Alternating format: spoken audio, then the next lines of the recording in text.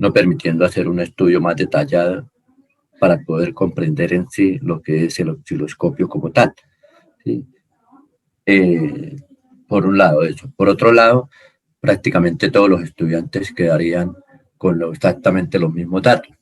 Y eso no tiene ningún sentido porque la idea es que haya diversidad de datos en los estudiantes para que puedan realizar el respectivo informe.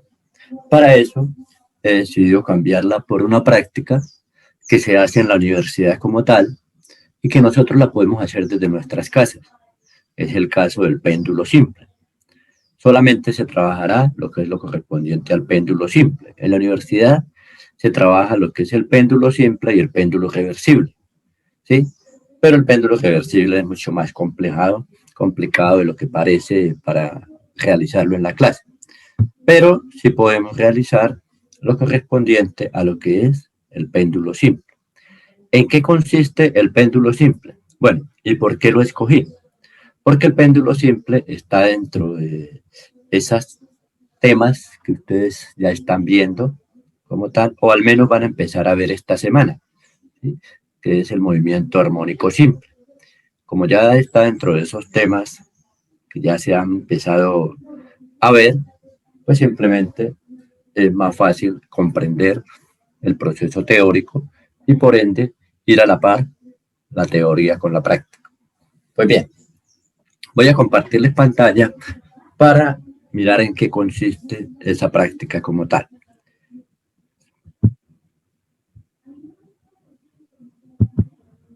Acá tenemos lo que es el procedimiento y el análisis de datos del péndulo simple. Como les decía, vamos a trabajar solamente esa parte haciendo alusión a lo que es un péndulo normal. Para eso lo vamos a realizar desde nuestras casas, ¿sí? Para eso no hay ningún inconveniente. Les voy a decir cómo más o menos se crea un péndulo, ¿sí? Y qué datos vamos a registrar. Como primera medida es crear nuestro propio péndulo, ¿sí? Para eso se necesita un hilo y una masa.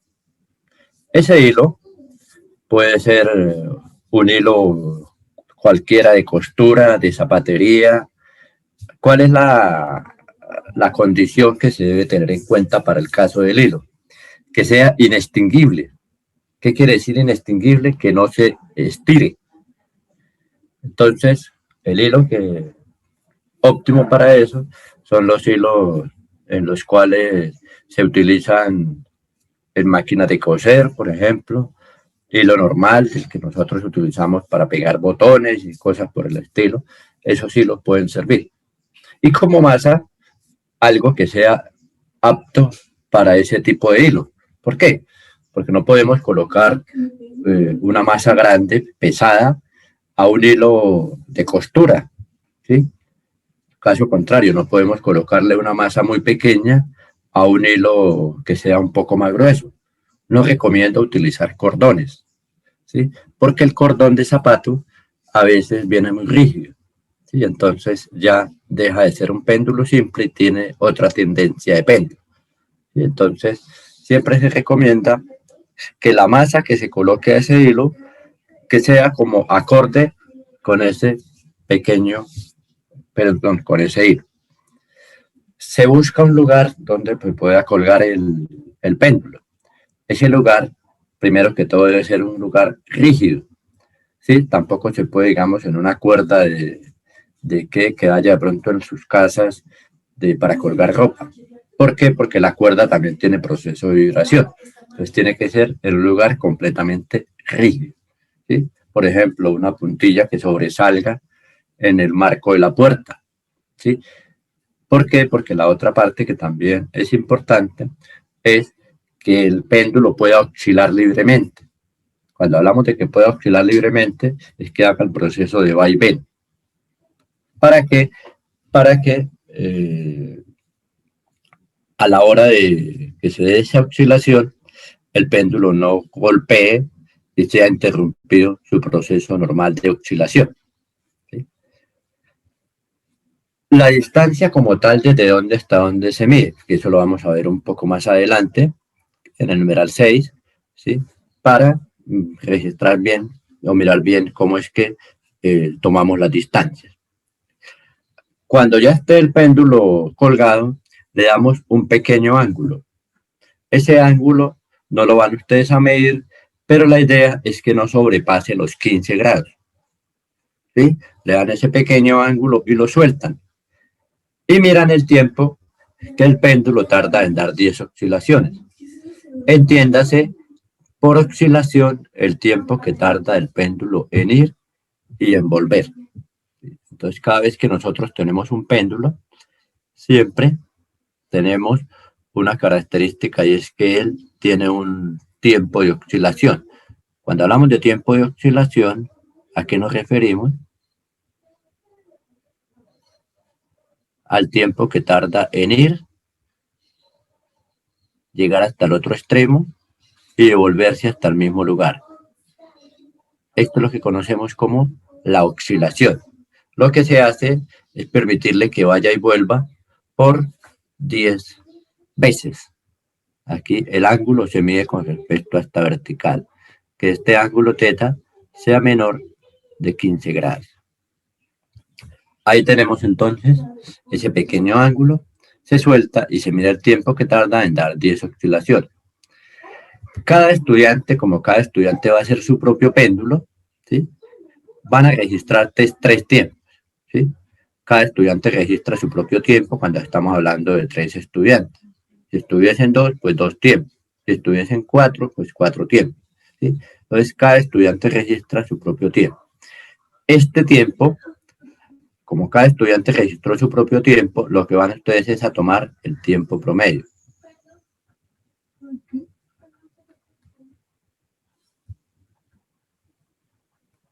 ¿Sí?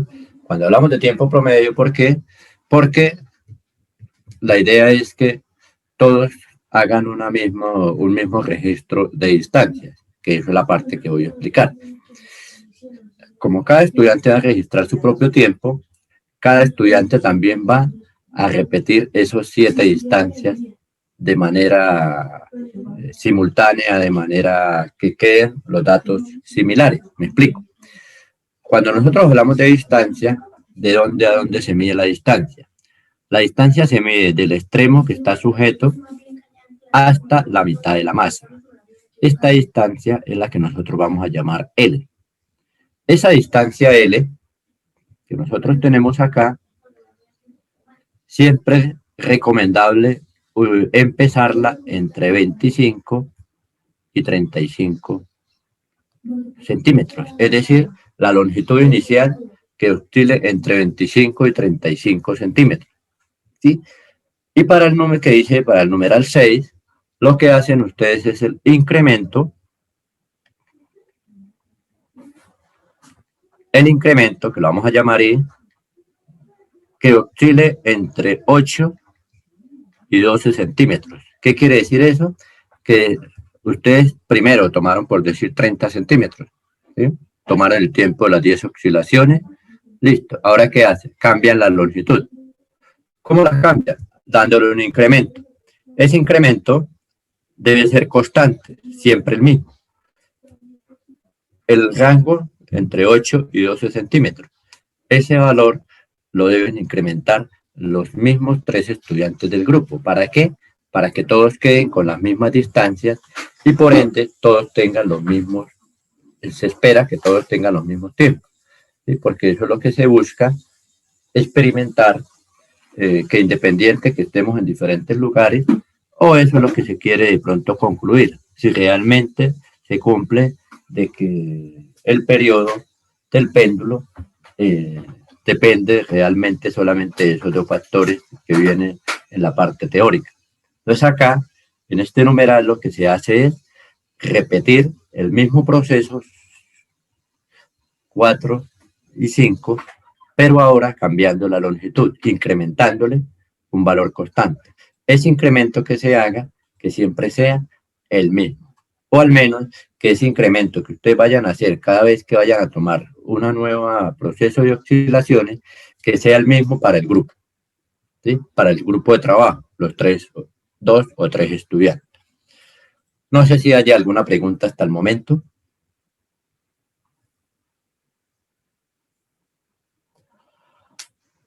Bueno, listo, jóvenes. Ahora, ¿qué vamos a hacer? Con esos datos que ustedes han obtenido, vamos a calcular el periodo del péndulo. ¿Sí? ¿Para quién? Para cada longitud. Entonces, vamos acá. Y con lo que haremos será el periodo para cada longitud. ¿Cómo encontramos el periodo? El periodo lo encontramos por medio de la fórmula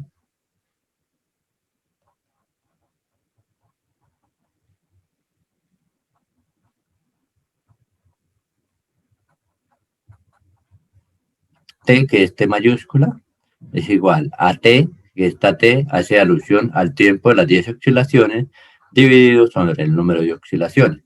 ¿Sí? Aquí tenemos el T, es el que sale de acá de cada estudiante de registrar su tiempo. De las 10 oscilaciones, número de oscilaciones, 10 oscilaciones, las tenemos acá.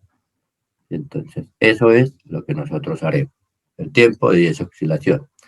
Una vez ustedes han encontrado el periodo para cada longitud, se va a realizar la gráfica de periodo versus longitud de la cuerda. ¿Sí? Recuerden que yo les había dicho la clase pasada que para linealizar una gráfica se debe mirar primero qué comportamiento tiene, si es una curva o es una línea recta. La teoría les va a mostrar a ustedes que la gráfica como tal no es una línea recta, que es una curva. Por eso se debe hacer el proceso de la linealización. ¿Sí? Una vez realizada la linealización, procedemos a calcular el valor de la pendiente y ella se hace por medio de los mínimos cuadrados. Por medio de la gráfica también vamos a determinar el valor de la aceleración de la gravedad. Ahí no es por medio de la gráfica, sino por medio de la pendiente. ¿Sí? Ayudados de la pendiente se puede encontrar el valor de la aceleración de la gravedad.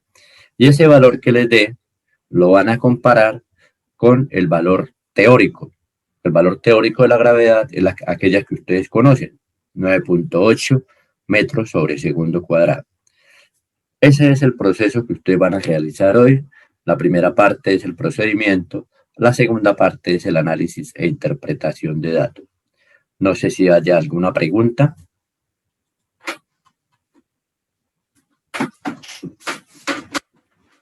¿Sí?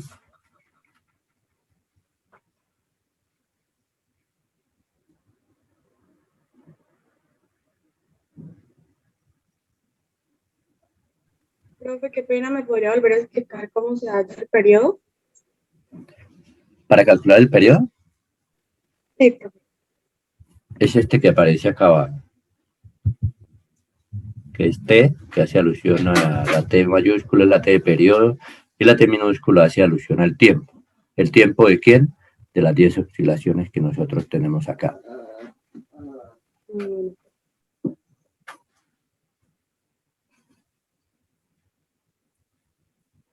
Bueno, jóvenes, voy a compartirles este documento para que ustedes tengan acceso a esa información y la voy a compartir a través del chat.